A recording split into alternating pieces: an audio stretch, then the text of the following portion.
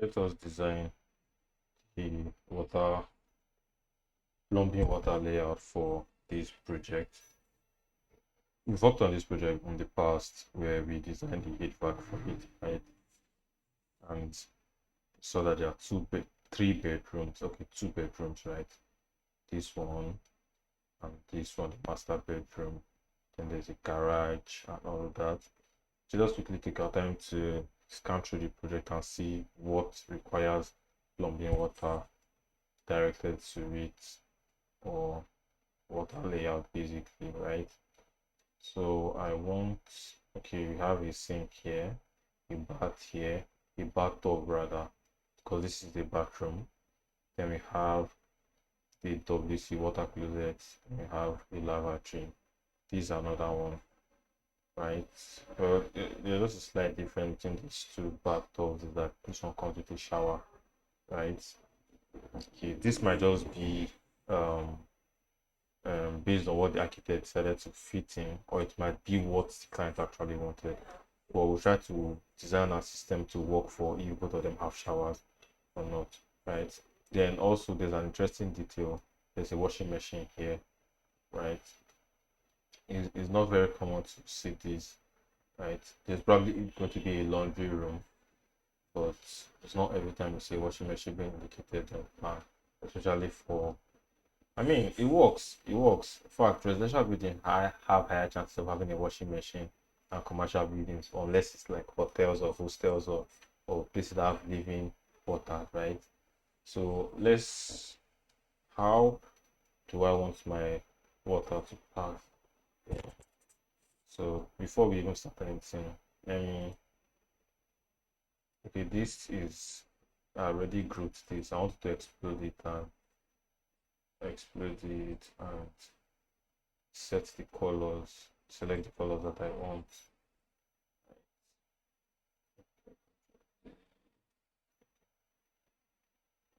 Let me ungroup it instead of exploding. Ungroup, right? So that I can move these things out because I will use them later. So let me keep it here, right? Now, each one is individual. So now I want to explode everything so that I can set the colors. Right? Actually, you don't always have to do this, but I do this just because I want the color to be uniform. So I've selected this color. Sorry, that's a mistake. I need to have selected everything first. So now that I've exploded it, once I select this color, everything is now in this color, right? Now I just have to group it back. Right. Okay, group. Group. Now let's start our design. So I want my water to come in somewhere here and then pass here up to this point. This is the last place that my water is dropping at. I feel like making everything green has made it a bit difficult for you to spot the different things. But it's good that we've already spotted them, so it's not difficult to tell them apart anymore. Right. So let's go to cold water. Okay. A layer for this, and then let's draw our right. So I want it to enter through here, somewhere here. So let's set it to enter a line. Now it's going to pass through this wall. Has to pass through this wall, right? If you notice somewhere, okay, yeah, this thing I set that time also affect us. Okay. If you notice, I mentioned one time that I usually like to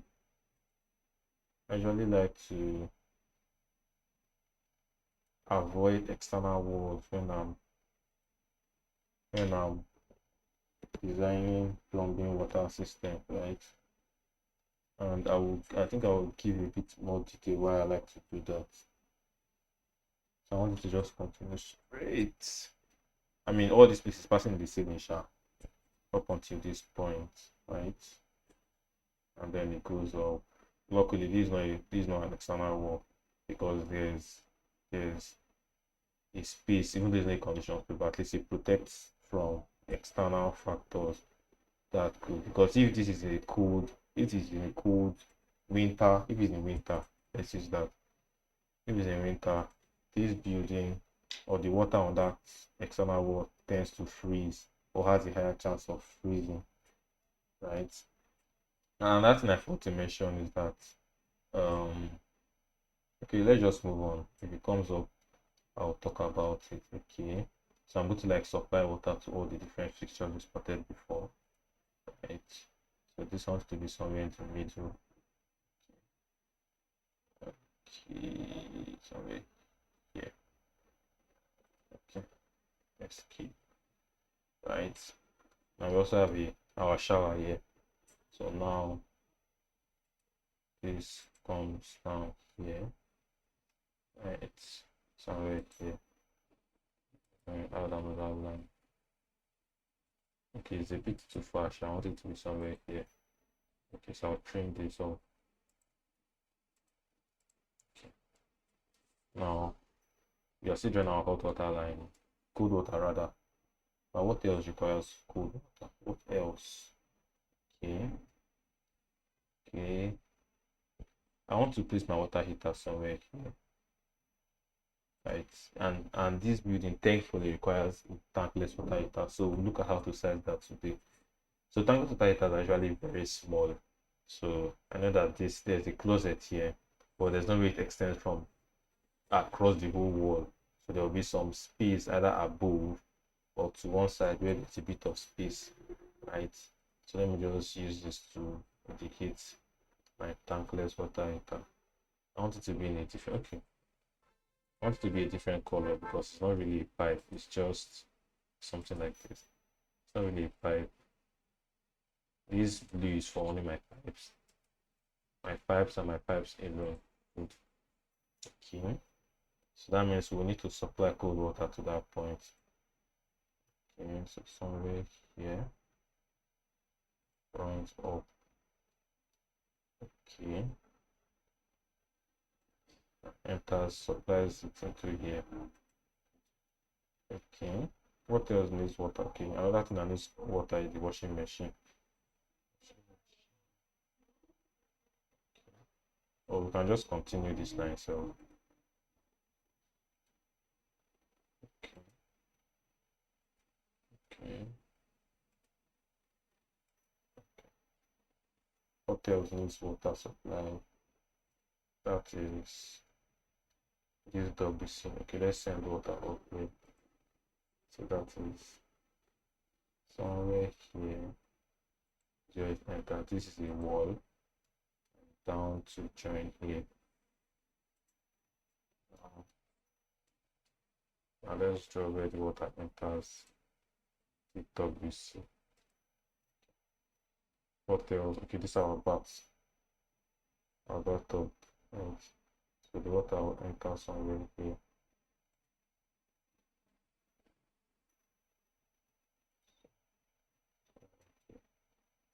Okay. Then okay. Finally we have our kitchen sink. These are our kitchen sink.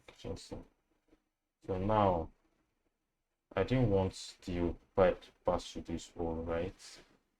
And also even if it passes through the wall, I mean it's fine if it passes through the wall, sure. But even if it passes through the wall, there's a window here. So I was avoiding, you know that we have to always um uh, send the pipes usually pass through the wall. So around the point it gets to dropping into this sink, it might, because of the window, it might show. So that is not a very professional way to design it. So I'm going to pass somewhere else, right? So now it's going to go down into the floor here. Okay. And then it comes up into the tap here. Now, most times I like to design um my pipes, my water pipes are always running in the ceiling, right? But this is a peculiar case where I just have to innovate. Okay, let's just, I was going to ignore this, but let's not ignore it. Moving on, right? So I think that's all our cold smooth water lines, and if anything else comes up, we'll trash it. So now why I kept this aside is I want to use this to show where the pipe travels vertically. So let's just copy it. Copy. And it's moving in 90 degrees. So I want to change that so I can move a bit more freely. So okay. Somewhere here. So when the water comes in here in the wall, it goes down into the ground, right, into the slab, and then it gets here. Then yes, you're running in the wall. Then there's a pipe that drops down to the bath. Now I like to make sure that this is facing where my pipe is facing. Okay. So let's change it back to 90 degrees. Okay. See what I did there. So it's the open side is facing where my pipe is. So now we'll pause and do that for all the fixtures and then resume. Let's put that at all the. Okay, I think that's pretty much. Then our water heater too, because the pipe has to drop. Okay, let's not procrastinate, do it immediately.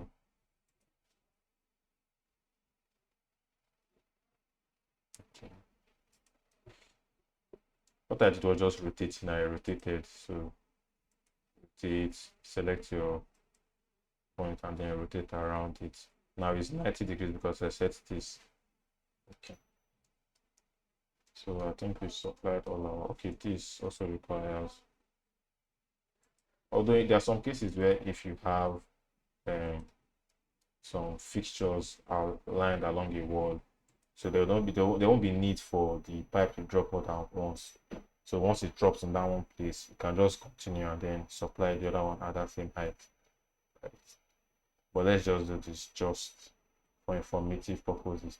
Now I will add this. I use this to show the points where the water touches the name we call it,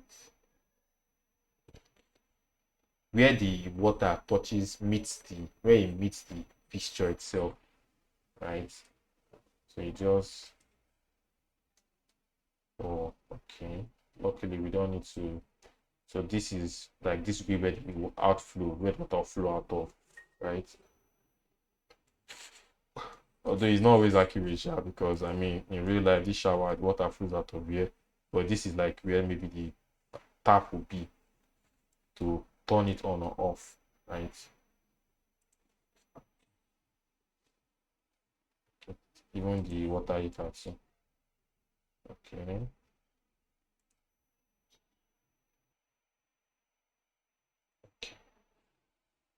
Right. Next, let's route how our hot water is going to move. Right. Now hot water starts from the water heater. So now let's see where it's going to pass. So now let's go to that layer, water heater layer, the hot water layer rather, which is this, right? Yes, this is it. So now first of all, before I do that, let me copy this. Now I want to teach you another small trick. Okay, let me do two for the two of them. So this and this. I want to send them to the hot water. Okay, I want to first copy them out. Okay, now I want to put them in the hot water layer, and you see what happens when you do that. They've adopted the features or the qualities of the hot water layer. So I want to move this a little so it doesn't clash. I don't like it to clash out. I mean, if they have to flow parallel to each other, so there will be no clash, right? So now let's draw lines for our water heater. Now, our water heater is going to be a bit tricky, not very straightforward, and I'll explain to you shortly. Now, this means that the water where it crosses. Okay, let me just go straight into it, right? Oh, I want to. You see, this is the case where there is a bit of a clash, right? And I don't want this. What do I do? I'm going to slightly move this so that it doesn't affect, because I mean in real life it may not clash, but these are little things that you about your drawing that affects how it appears. So I want to move this entire thing a bit away so that it doesn't clash at that point. We'll see what I'll do shortly. Okay, so now let's move it all a bit backwards so that the line comes down a little. Okay, let's move. This is move. So I move it down a little. And drop it here. Now this pipe can. I mean, it was never going to clash in real life because this is at the point of the water heater. Sorry, this is at the point of the WC, and this is traveling in the ceiling.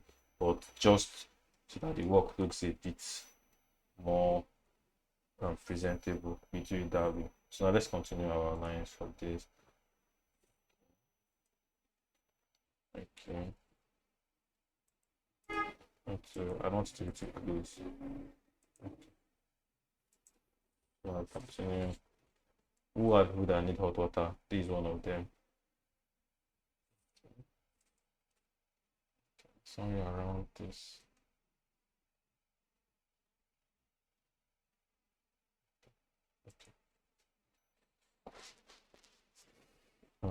Okay. So now this also needs hot water. So this continues.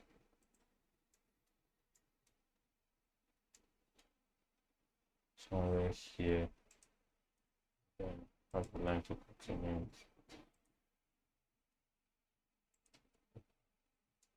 Who else needs hot water? So now the hot water went up into the ceiling and supplied those three guys.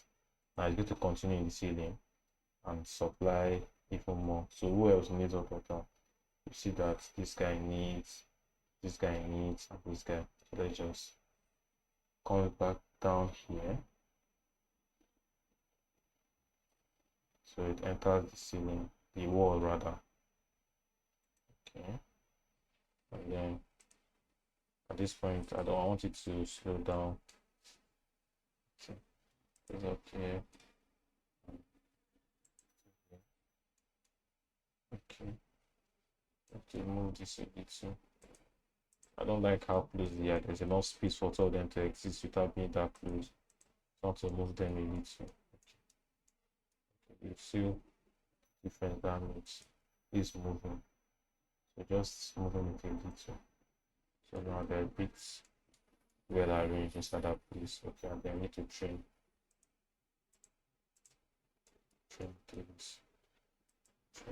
things. Okay, everything else is good to go. Okay, who else needs hot water? So this will continue. Okay. Still in the ceiling, traveling in the ceiling. But at this point, so don't be confused that it's going to be visible because it's actually just traveling in the ceiling. Now this is where it ends.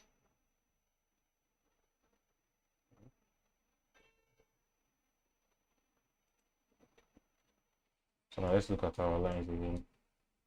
Our hot water lines. Okay. I think we are good to cool.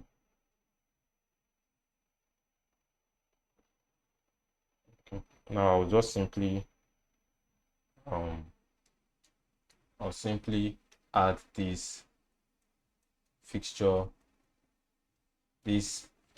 outlet. That's what I was looking for, and the pipe across the water lines too.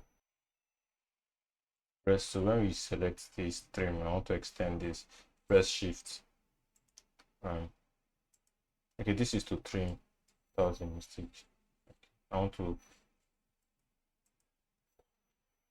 I don't know why it doesn't work sometimes. So let's just manually do it.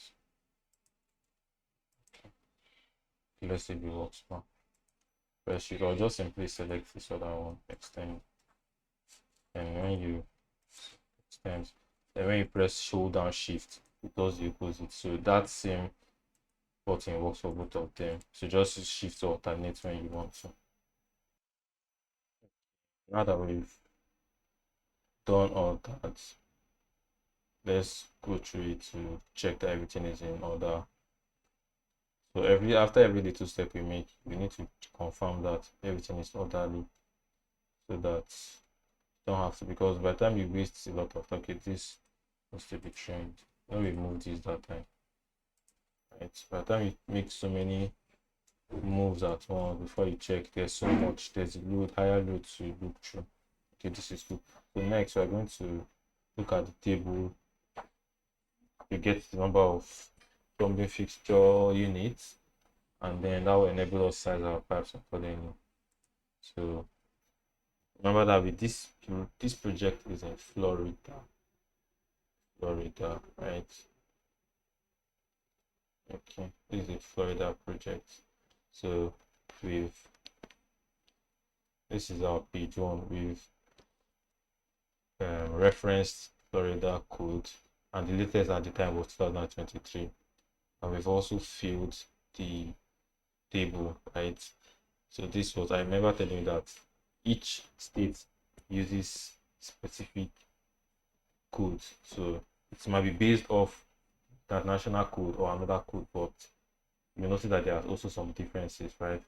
And let's just quickly look for what is this code and confirm that the values match for just some fixtures, right?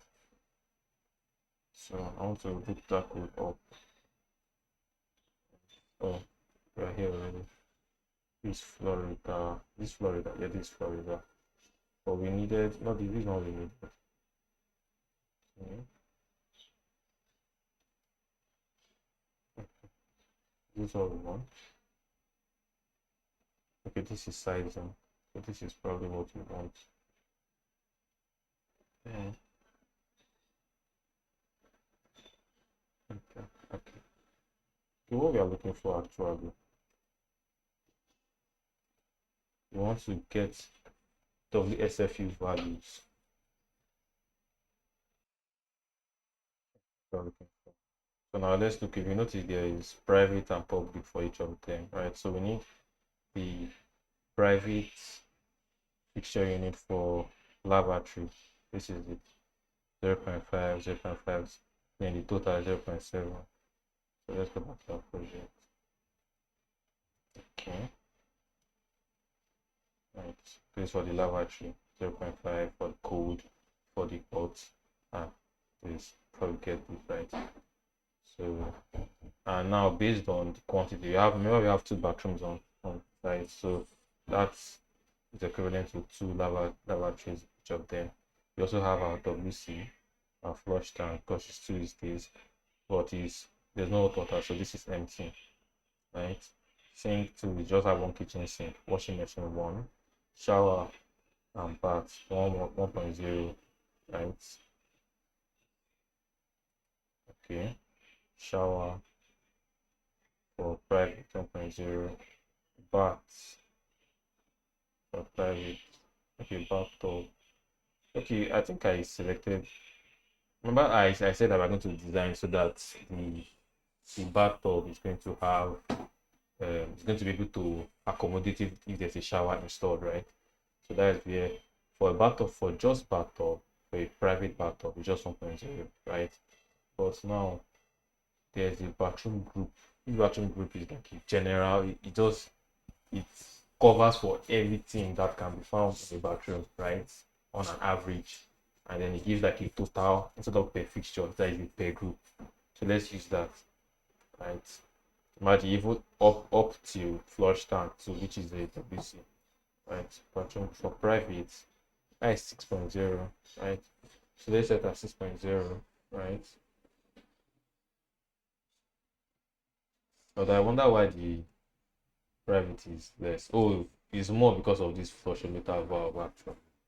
If not, if usually for tank the value is less. You notice anytime you see flush tank, the value is less. But for flushometer, the value is usually way higher, right? Okay, so for a bathtub, let's use we don't have a flushing interval, so if you are using selecting this is going to be overkill. So let's take the one that has a flat. Oh, this is even private too, so 2.7. Right, 2.7. So let's use the 2.7 and 42.5. Right, that's because cold water is always in higher demand than hot water. So that's what we're going to change for this.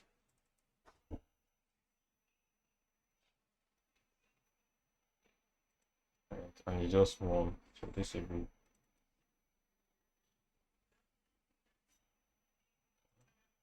Then for the hot water, that was what?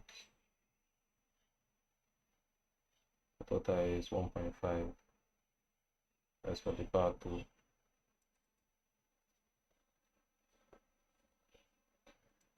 Total, same thing because it's just one. I mean, is this is for the master bedroom, right? 1.5. And the total was 3.6. This adds up to 11.1. And for the hot water, times 5.5.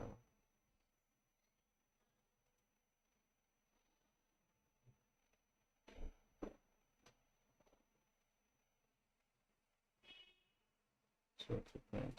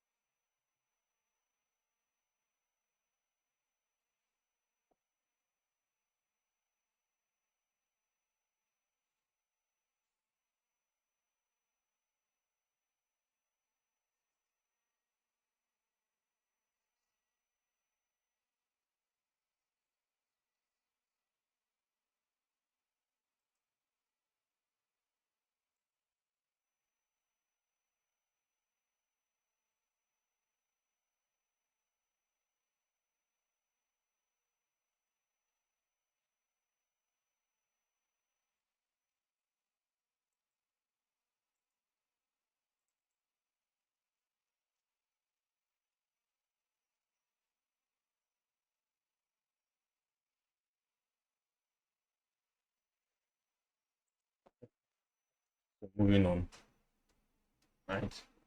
So we've gotten that we have a total of 11.1, right?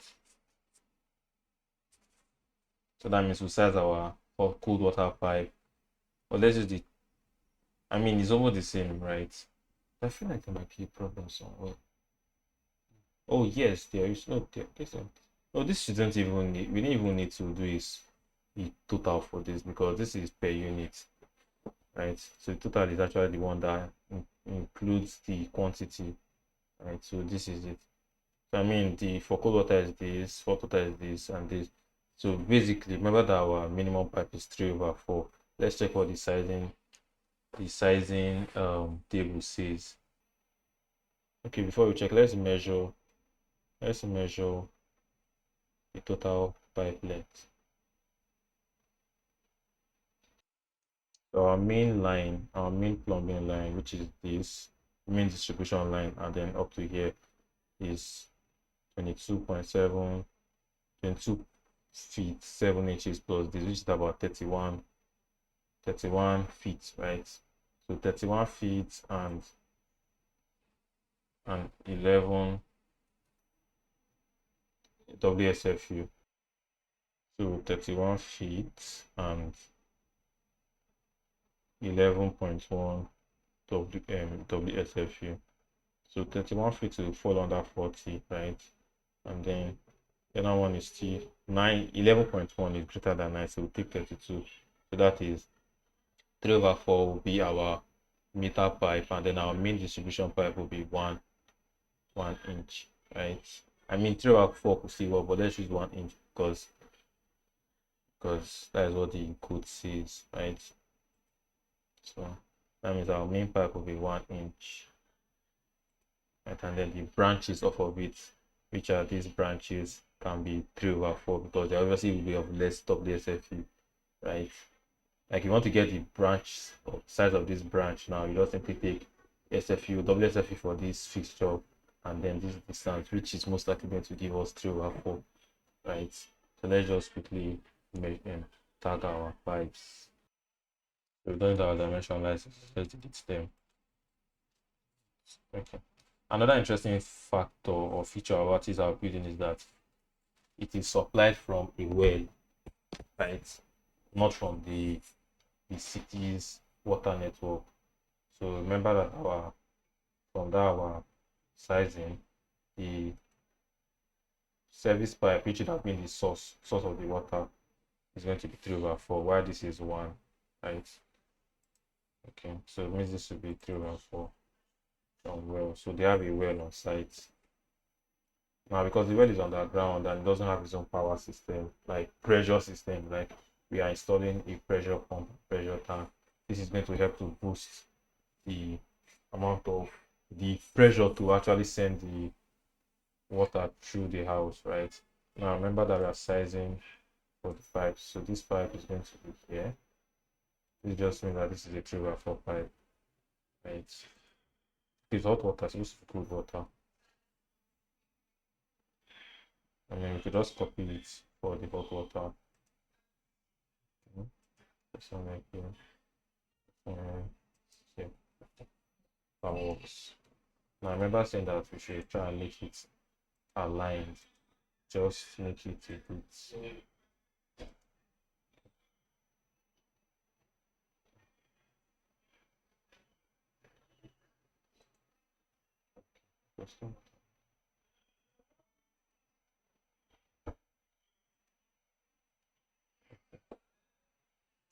It is actually looking confusing. Let's move it a bit. That is better. So this is cold water line.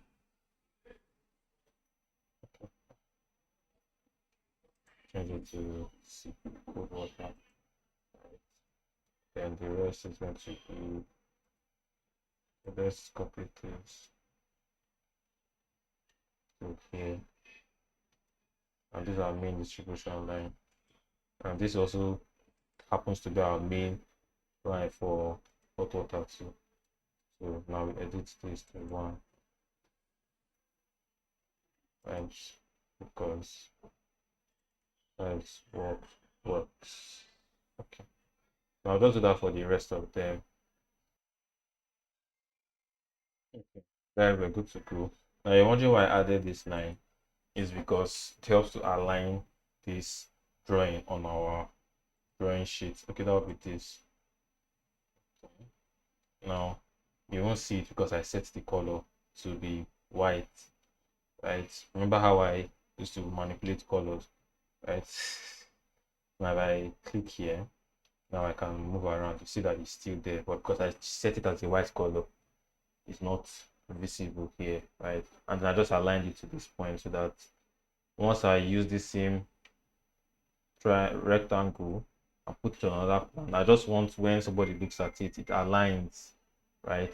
So now this is our drainage plan. We're not talking about that today, but we notice it's on around the same spot on the page, and that's because I aligned it.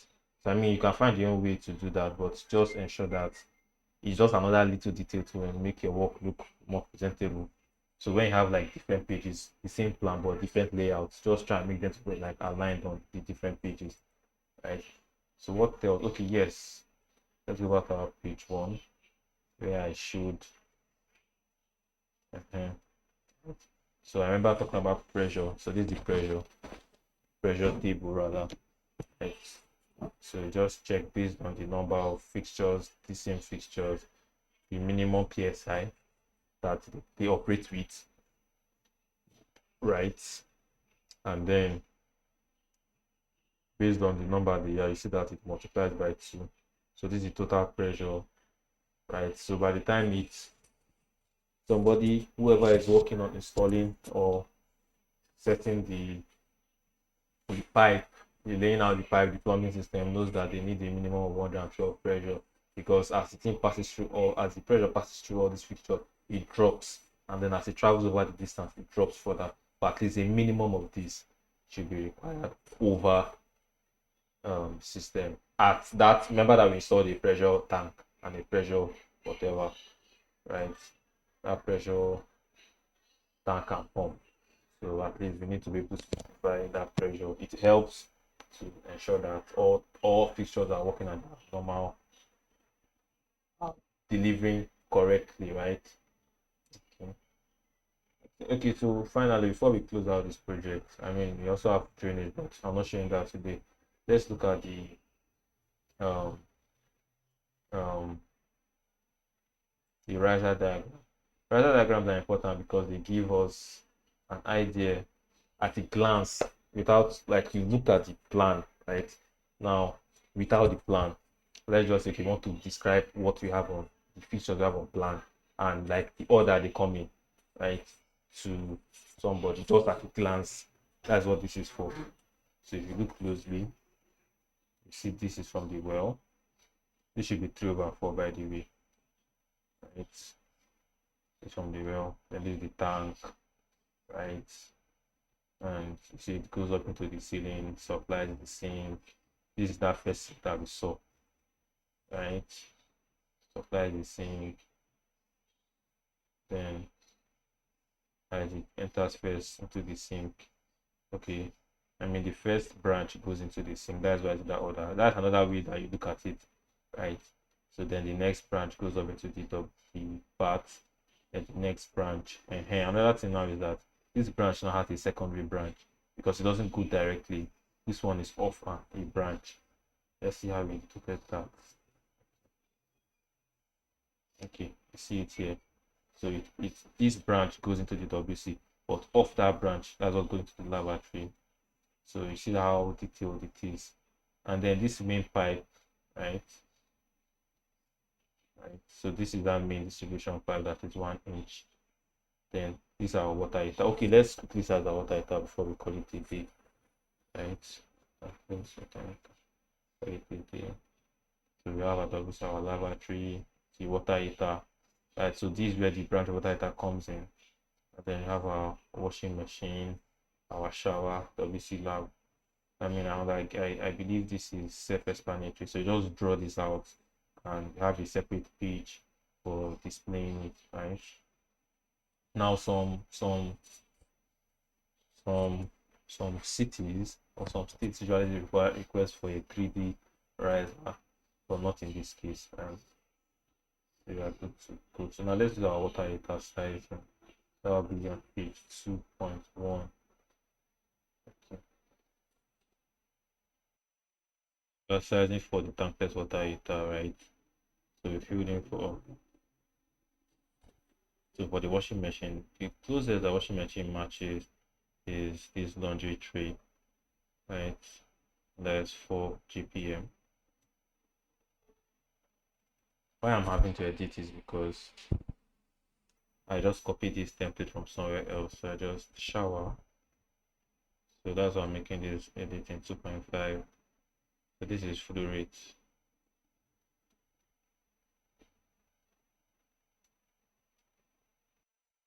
Well, water sizing, what tankless water heater sizing came up to 13.85 total GPM, right? So if you find a water heater that can handle, so I mean that means our total flow rate in this building is about 13.85, which is about 14. Or we can even use 15 GPM, right? So now we check for the groundwater temperature in Florida, which is between 70 and 75. So that means our water heater needs to add up from here to 120 degrees. I want to take 70 because it's on the safer side than 75, right? So 70. Let's go to our sizing. This is our sizing template, right? For tankless water heater, it's in GPM. We have put in our total. Then this is the one story building. So our highest height is about 5. Okay, our shower could get up to, let's say our shower could get up to maybe 6 or 7 feet, right? Then so this is what the adjustment factor brings us to, and this is the required temperature, the groundwater temperature. So this is not the temperature rise that water has to go through to get to this. I remember I mentioned that for tankless water heater, it doesn't have a storage unit, right?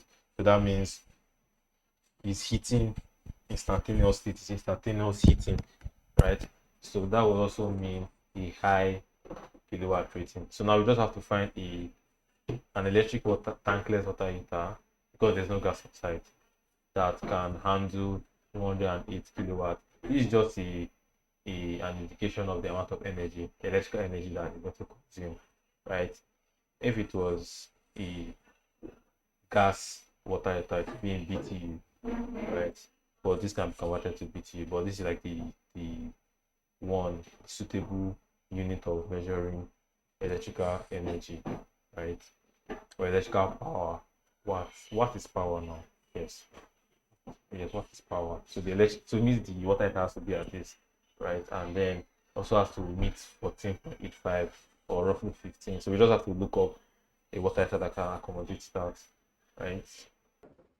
Now I discovered that that's 111, 110 or 108.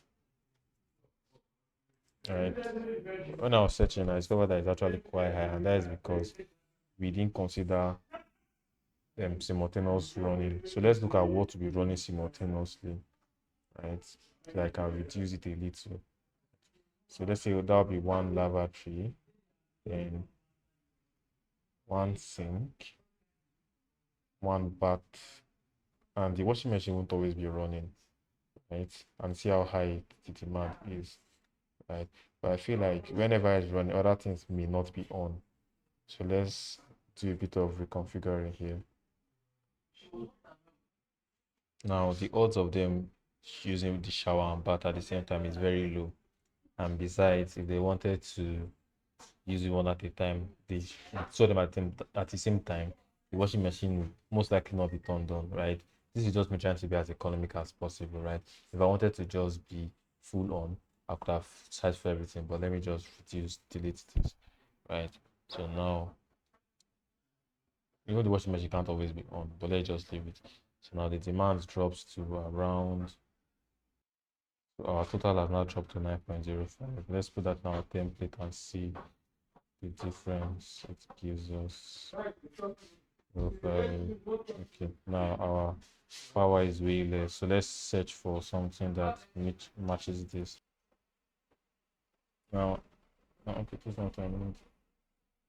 This one I need. Okay, now this means that what it basically means that this has what we're going to assume to be running simultaneously, right?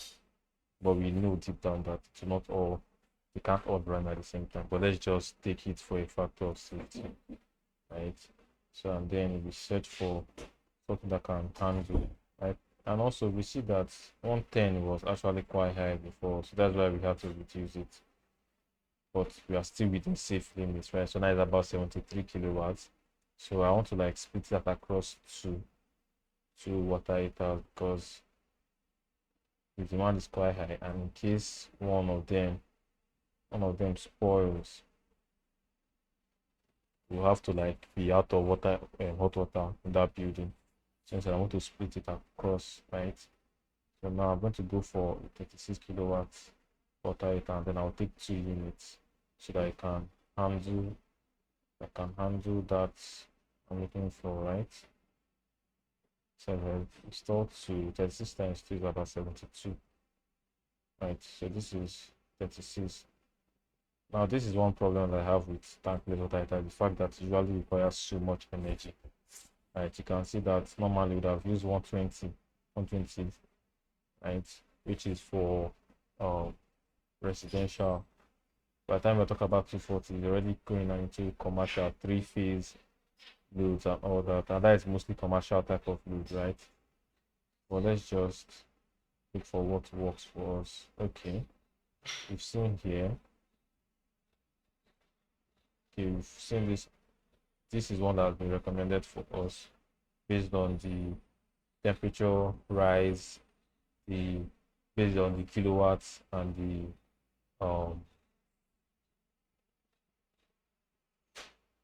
and GPM flow rate, right? So it's because it's supposed to meet that temperature rise at that temperature flow rate. Right? Now we've come across these two, and we've seen here that these are two comparable made by the same company. And now the only difference is that this one can reach up to 8.8 GPM, while this one ends at 6.5. Now if we take two of these, it will give us double this power. Install it in parallel, give us double this power, and then it's also going to give us up to double of this, which is about 16 or 17 point something. Right, that's going to meet our. So that means at every point in time, when our demand is low, one can work, right? Or two of them can work, but at a low pressure or low rate. Low work is being done, little work is being done. So we're going to take this one, right? So we've selected our tankless water heater. Two of them is the manufacturer, the model, and this is a measure of the efficiency, the maximum flow rate, the power. So it just basically states the most important details, right? So I think we're good to go for this project. Right? I just realized that I have never printed out projects that I've just completed for you to see. So let's do that today. So I'm going to print pages Q1, right, Q2, then Q3, Q4 also. Q4 just contains the details. These details are just the things we have on site, the plumbing materials on site. Right. Let's not talk about this today because we are behind time. We are behind, like, time is not on our side, right? So let's just print out. So let's do for this page right now, right? So there are two types of printing. There's printing one page at a time or batch plot. So batch plot basically enables you to print a lot of things at the same time, right? You know, if you print just, yeah, you can select the pages you want to delete, but I don't need them. What I need is this. I don't need the model. I need this. I need this, but I don't need this. I need this. Okay. So I don't need that. Okay, that is our detail page. Okay, I need to detail. Right. Right. So where's the detail? So you look at it and look at the drainage or sewage plan. So now publish. So this will ask me where I want to publish it. And I want it to be in our training folder, which is in our desktop. Okay.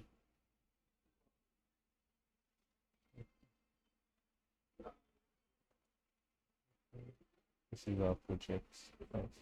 So I select here and P. But it's not submit field. This project is not submit field.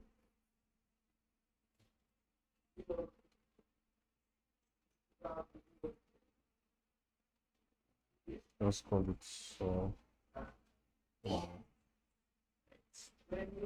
Then correct. No, I don't. Now it does the printing in the background. Does okay, it's taking a bit of time. But yeah, it's taking place in the background. Now I can just decide to preview each page. In case I spot any mistake, let's preview this layout page. In case I spot any mistakes. Oh, I can't preview right now, unfortunately.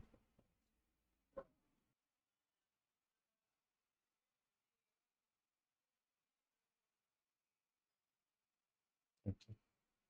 Now this is what it looks like when it's printed, black and white, right? And with, okay, our printing is done, black and white, and then because these were selected to be in true colors, the red and blue should, right? Good.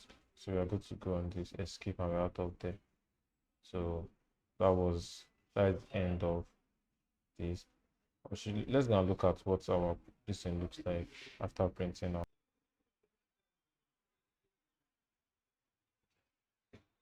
Okay, this is page one, this is page two, like we just saw, and this is page three. Right. So these are our riser diagram. Okay, we're good to go. So thank you for staying till this time. Not like you had the choice anyway.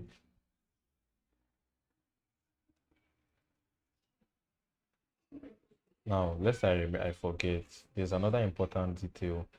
Usually when designing, you have to like have in mind that there might be an expansion, there might be like extra fixtures added, right? Or the demand might just go up for some reason. This is also the case in HVAC design too, right? You have to design with consideration that it might increase, right? So that is why that's another benefit of doing using multiple, splitting your load across more than one unit, right? We also talked about that in one of the classes, right? The notes, right? N+1, like always to have a redundant unit, right? Especially when the load is quite high, and that is because you can always add an extra, right? So now we have selected these two now of smaller capacity than we require. So two of them working together is going to give us that capacity that we require. Now we can also increase it to 3, right? In case, remember that we had up to 13 point something here. So if you add another of these, it's going to be able to sustain even in case there's an extra demand. But that is not always the case, right? It's not a common thing to happen that there's always like an extra, right? But it's just something you should know and have at the back of your mind. So when you're designing, split your load, right? When the load is quite high, and then design in such a way that if there is needed, they can add an extra unit, right? Okay. Now let's design for another project that we worked on in the past before. This is our winery project, right? Where the ground is like a production and storage unit, and then the mezzanine floor, which is the only floor above, which is not covering the entire floor space, right? It's like a kitchen type of space, right? And another thing to notice is that there's no even wall here, so it's like a railing, so it means the air interacts with this air down here, right? So it's not like a closed space, but that doesn't matter for plumbing design. So I want our water to, I already said it, like putting in something. So this one comes from city, right? So now I want our water to flow in through here and then supply this bathroom. Now there's a mechanical room in this case, right? Because that is, mechanical room is like where mechanical equipment are kept, right? And water heaters are part of mechanical equipment, just like how ACs, air handlers too. Remember, we kept our air handler in the same space, right? So, and then thankfully, this is not a tankless water heater. This is a tank water heater, and there's gas on site, key, right? So we're going to look at how to size the gas water heater today, right? So now we also have taps, about 5 taps, both having hot and cold water along or around this space. See them here, 1, 2, so right. So just route our water to come down here and meet all of them. And then we also need, because there's an external floor, okay, not external, there's an extra floor going up, right? So we need to like pipe water up into that floor, right? Now I remember saying that I don't like to pass my, I always like to emphasize on this. I like to pass my pipe in an external wall only when necessary. As you can see, only when I don't have any other choice. As you can see, I even have to even show here that it is closer to the inside of the wall, the external wall, right? This is an internal wall, right? So now this wall is where this pipe, well, I would have loved to route this up, through. But now this wall ends at this floor, it doesn't continue up here. So I want the pipe to continue traveling within that floor. I mean, you can still walk. You can still walk really, because you can come up here and then enter the floor and then come up here, but you see enter the outside, because this is the sink to see enter the exterior wall. So I just left it to be on the exterior wall, right? I mean, I'm just going to specify that it to be insulated properly, right? So now let's just do this. So we've already specified all of these. So now we go to, I'm not going to spend too much time on the details of running our lines. So I'm just going to be as quick as possible. Right, so the plumbing line goes from here and then enters somewhere here, right? Then it continues through this wall. Then somewhere here it branches. Now beware of all those unnecessary snap points. This thing that's trying to drag you to different places, right? They're all just trying to indicate you turn that on here, right? And then these are like a list of the different places they snap to. So it makes finding these places easier, right? So this is a midpoint, this is an endpoint, or this is an intersection, this is an intersection and also an endpoint. So you just have to be careful that you don't select what you don't want to use, right? So somewhere here, I want to also avoid this. Now, you also remember that this is a wall, so, and there's no ceiling. Okay, there's a ceiling, but the ceiling does not extend up until this point. The ceiling ends somewhere here because of this floor. So I'm going to pass this against my wish, or against my normal design routine. I'm going to pass it into the ground under the slab, because this is a slab on grade, right? It goes down. I want it to reach here, right, to be able to serve all these pipes, all those taps rather. Now let's wait for now. So now I'm just going to branch out to them. So now it's under the, this is perpendicular, right? So I'll just do that for this one. Okay, this is another tap. Another tap is here. Another tap is here. Do that for it, and then another one that goes here. This line continues this way. Now, forget that I'm routing this in easily because I'm on this class with you, but finding the best route is also another aspect of design that takes up some of your time. So this is because I've already looked at it in the past, so it's a bit easier to just go over it again, right? So I just have to, so I mean, it's important to select the best, the shortest possible distance, the most efficient distance, and the most efficient route, so that it doesn't interfere or clash with anything else, right? Now you may wonder why I didn't just end this here. That's because I want to, okay, actually I can end it there. I can end it here. It's the hot water that I would like to pass. So this will just end somewhere here. And then come down here. This is our farthest unit, right?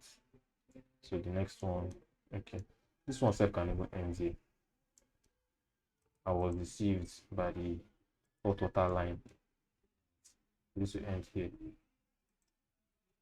Now let's send some of the water upstairs, right? So here, I want to use this, right, to send the water upstairs. Okay, no, I don't want to use this. I'll use this one. I'll use one for hot water, this one cold water. Now you may wonder why I did not just, okay, you may not wonder, but one of the things I imagined was why I did not just take this pipe, put it like directly where it intersects here. But you also remember that when we are designing, we need to avoid too many obstructions or too many change of directions happening at a short distance at the same time. It affects the flow of the water or whatever fluid is passing through that place, right? So you need to like space it out a little so that the water has some space to breathe figuratively. Then hot water, these are my water heaters. There are already two here. So our water heater. Now this one are two in parallel. Oh, I want to go to the hot water layer first. Right. Okay. Water layer. So now we draw a line. So comes here. Thankfully we can use the ceiling here. So just bring it somewhere here. Draw it somewhere here. So then continue to somewhere here. And now supply the farthest fixture here, which is this. Okay. I hovered over this point so that I could find it when I come here. Right.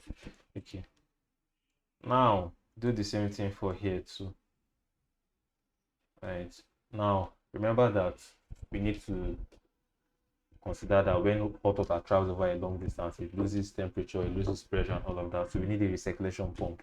This is a project where we need a recirculation pump because without even measuring it, but let's just measure it, right?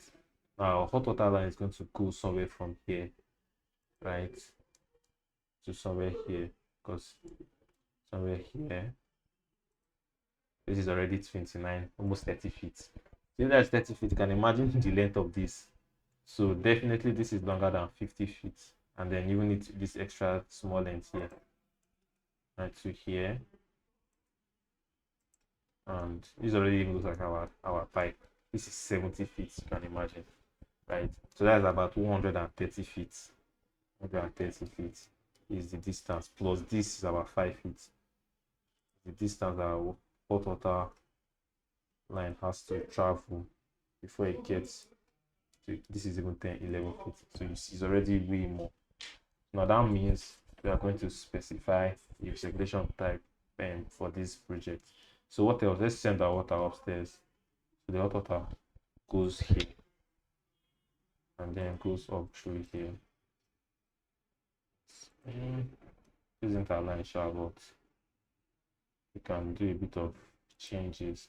Now I don't want this circle to intersect with this blue line. These are little things that make your work look like they are done by somebody that knows what they are doing.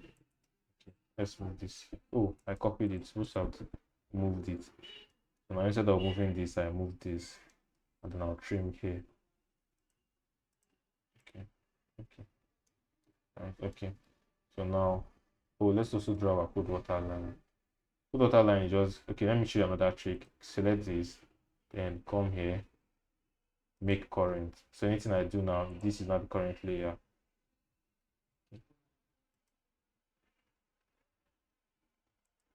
Right. So now let's supply our water upstairs. This is it goes up through here. Now this is the pipe that's going to carry our water, cold water and hot water upstairs. I'll also make sure that I'm copying this to the second floor, but I'll make sure that it aligns. So I want to look for a point on this plan where there's a bit of alignment, right? So that when I drop it here, and then somebody, just so that the two plans can correspond, right? So now this is where the hot and cold water come out from. And then I just continue drawing my lines. So the cold water comes somewhere here. You see still on the inside, comes over here to this. Okay, sorry. Okay. Cold water is usually the right side. Okay, that's the right one. This is the left. That is hot water. So now let's go to hot water. You see, I even have a hot water. Okay, let's draw from here. You notice I already make sure that they are not even close to each other. Okay, this should not actually clash. Shouldn't clash. I mean, unless the case where I made this mistake again. Okay, perfect. Perfect. Okay, good to go. So now you have an idea of the sizing. So now let's size our pipes for this project, right? Okay, before we do that, okay, let's do that. You already have an idea of the distance. So the maximum distance this is going to travel is about 11 plus 130, that is 141. Then this distance for the cold water is okay, up to this point, this is 12 feet. So 141 plus 12 feet is 153. 153. Wow. And then this is maybe like 2 feet, right? Let's measure it. Let's not make assumptions. It's not right. So it's about 5 feet, you can imagine. So that is about 158 feet. 158 feet, right? So we just need to size our pipes. 158 feet. Let's check what the WSFU, that the fixture unit, is going to come up to. So this is right. We've already filled in this table from what we have on this. This is in California, right? This, I mean, there's an updated California code, which is 2025, right? But as at the time this was done, this is 2022. So let's work with that. So now we have our fixtures: one lab, one sink, one WC, one tap, and I model this tap after a normal kitchen sink because it produces hot and cold water, right? So this is what it adds up to. So this is 12.5 WSF. So let's go to our table and check 12.5 at the distance of 158 feet. So for 158 feet maximum distance and 12.5 WSF, that is somewhere here. So please, why is everything just above by a little? But let's see what 200 says. So that is below 15, so we can work with this point. That is 3/4 and 1. So our meter is 3/4, and then our main supply branch is 1 inch rather. So let's just apply that on plan. So that's our major, and then anything off it will obviously be less, which is 3/4, right? So 1, so to be 1 foot per each, right? So let's do that quickly. So yeah, this will change to 3/4, and then this will be 1 foot each of them, right? And this branch can be 3/4. Remember that I told you that it was there's a gas on plan, right? So you can see this is where I'm supplying my gas from, right? But that's not all for discussion today. But as you see that it still goes up at this point, up to the mezzanine floor, right? See here, it supplies where it supplies put. Now I could have made it come up from here, but still the same issue of not wanting too many changing directions or transitions at the same point. That would have happened here, right? That's what would have happened here. I'm getting tired, man. So now this should be 3/4 actually.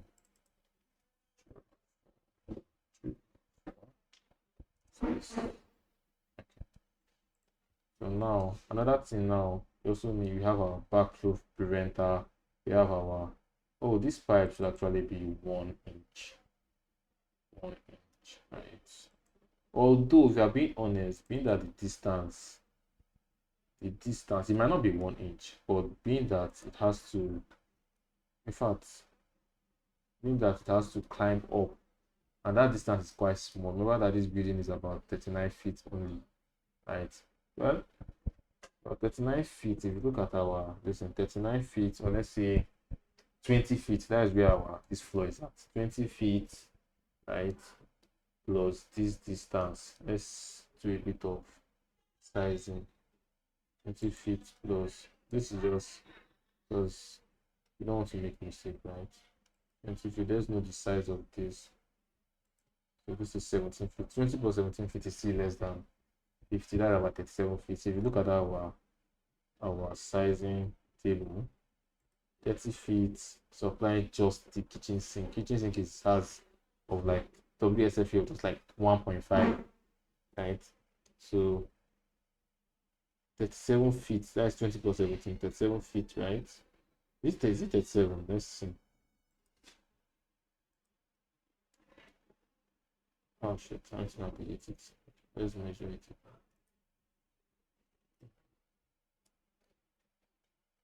So from here to here, here 17 feet.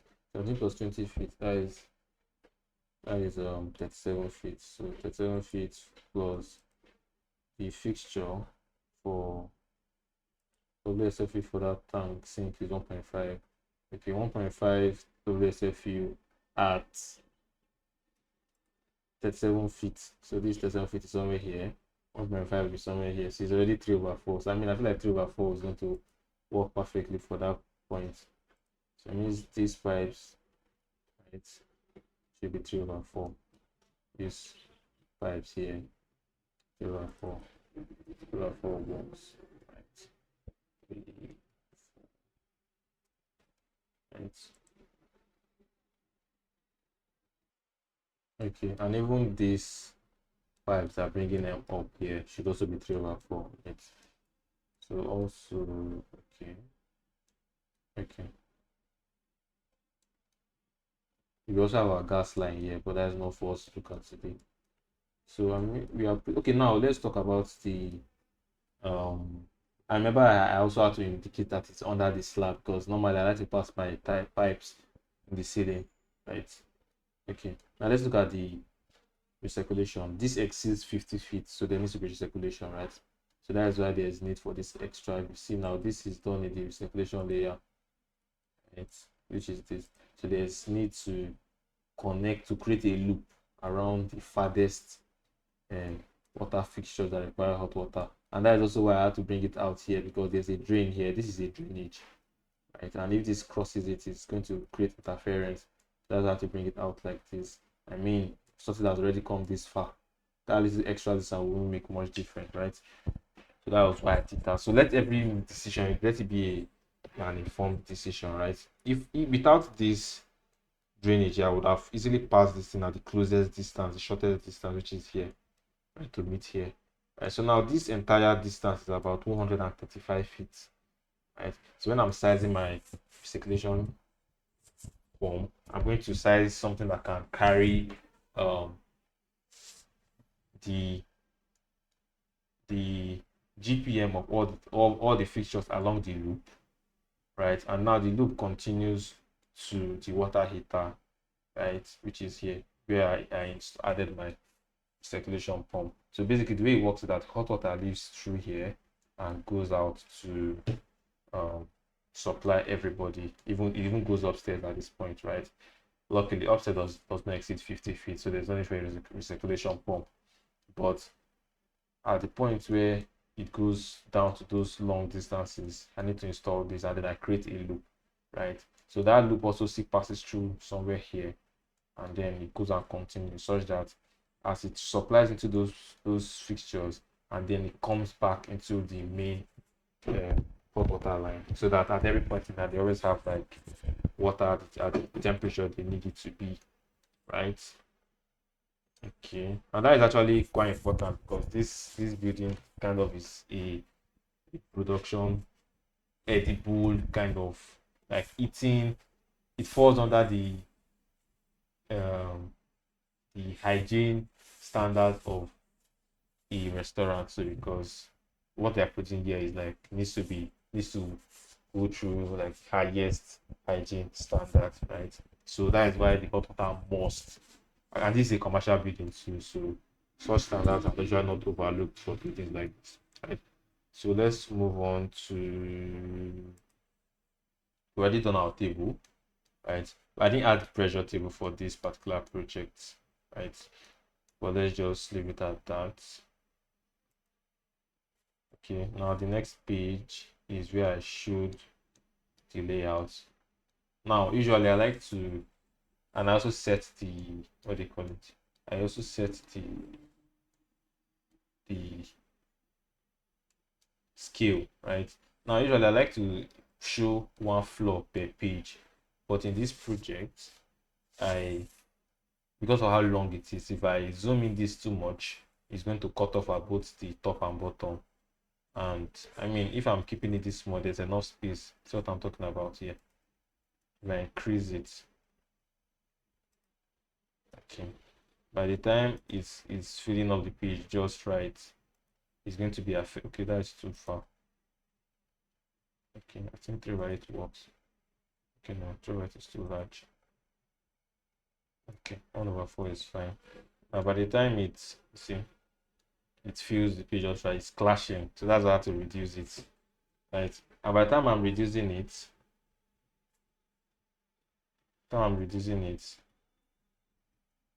there's now enough space to accommodate this page. So I'm like, just add it here at once. But I also still try to align it as much as possible so it's arranged accordingly, right? So what else? Okay, now let's look at the water heater, right? So this time around, because it is a tank water heater, I use GPH to size it. So I read up my GPH from that document I showed you, that design consideration document. Where is it? See here. I've closed it. Right? Let's look for it from this. So I just read up so this is 12 for the lavatory. I think that's the thing that requires hot water. Okay, there's a sink also, which is the kitchen upstairs. So 20 for that kitchen sink, right? Let's look at it. 20 kitchen sink for, I viewed it as an industrial plant because it's where production takes place, right? So 20, 12 for the lavatory, right? And that is pretty much it. So, and then the taps too. Now remember there are 5 types taps, right? But in the spirit of not taking all at once, because taking all at once is going to result in extremely high water heater sizing, right? Even though this is a tank water heater, a tank water heater is usually more economic at energy consumption because it doesn't have to heat everything at once, right? It heats it like at a slower pace, and then it stores the hot water rather than heating it there and then, right? So, right. So yes, this is it. So the total came up. So I took sizing with just 4 at a time, right? I mean, the sink would always be in use, right? So this sink, if ever they need to use 5 at the same time, 5 taps at the same time, the sink will not be in use at that time. But if it might just be used for a short while and then it turns off, right? So that could make up for it. I mean, has to be calculative selection of combination of fixtures, right? So at the end of the day, we came up to this, and then now sizing of this, we went to our template, filled in.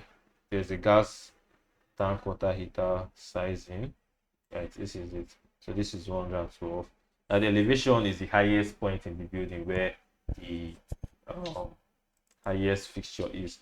So that is about 24 feet because 20 feet is the size height of the mezzanine floor, and then the sink that's on that place is about 4 feet off the ground, or maybe 3 feet so, right? And then we see that we need something that can supply this heat of this BTU of 110, right? And then basically that can sustain 113 GPH of water, right? And then also look at the temperature required is 140. Now I say that 160 is usually required when we have like extremely, like for really high commercial standards, right? But 140 works too, right? So and then temperature rise is quite high and all of that.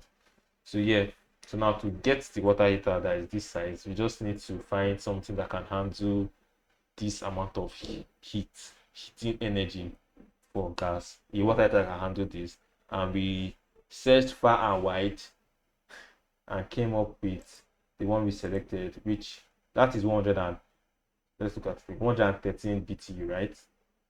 113 BTU, okay. 113,000 BTU, 110,000 BTU. So we're able to find something. 2 water heaters, each of them supplies 60,000, which is a total of 120, and that's roughly fits our demand, right? And I mean that extra 10 BTU will now make up for that one that we left out here. So like at every point in time, you're going to like make adjustments accordingly. I initially put 5 here, but when I got to this point, I saw that it could still make up for later. Because if I put this 5 here, I may end up oversizing to a higher degree. So, right, and then it runs on natural gas and all of that, all of that. 48 gallons, this is the size of the water heater. Now, for the recirculation pump sizing, this one is done with GPM, right? I mean, the only thing that I do with GPH is sizing tank water heaters, right? So, everything else I use GPM, right? So, this is for the tabs. I use the normal 2.2, which I read from the CPC, right? California Plumbing Code, then lavatory is 0.8, and then total comes down to this. So I just had to find a water recirculation pump that could handle 11.8 or 12 GPM at that temperature rise of 75, right? And the two things that actually put the condition was the distance it has to travel over, right? You know that pumps, when you deal with pumps, the pressure drops with distance, right? And then the temperature drops with distance too. So we need to ensure that it meets. So the two things, top two parameters I used to set for this water recirculation pump were the distance it could travel at, which is 135 feet, and the the the GPM, right, which is the flow rate. So, I mean, as traveling a longer distance, it tends to the flow rate and pressure, everything tends to slow down. So, we need to make up for that too, right?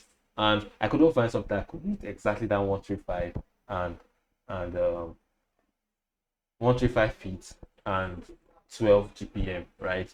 But I was able to find something else that had a way higher GPM, and by the time this comes together, it makes up. This was like the recommendation I got, and I was able to like test and ensure that it was able to meet. And it's also electric too, like material and all of that, all of that. This is the company that produces it, the manufacturer basically. And this is just one. I mean, this is one of those few cases where I don't have to select more than one. Right? So I mean, we are good to go for for designing this. So I'll be waiting for any questions. I hope this was self-explanatory. And if you have any questions, I'll be happy to. Okay, let's look at the riser diagram. Now, this is the first time I did something but for a story building, more than one floor basically. And you see that it is actually quite self-explanatory, right? So the water comes in here. This could be from down to somewhere down here because the water always runs in the ground, but this works too, right? And this is supposed to be 3/4, right? It comes in here, supplies the water heater, which is the gas water heater, and then supplies everything else. Then you see all the taps laid out here, right? And then it goes upstairs to supply the second floor, which is the mezzanine floor, right? So that is pretty much everything, right? So let's see what this page holds. Okay, this is the gas page. Oh, I'm not looking at that today. And then this is just the normal plumbing details page, and the okay, that's pretty much it. So thank you for joining me today, and I hope this class was beneficial to you.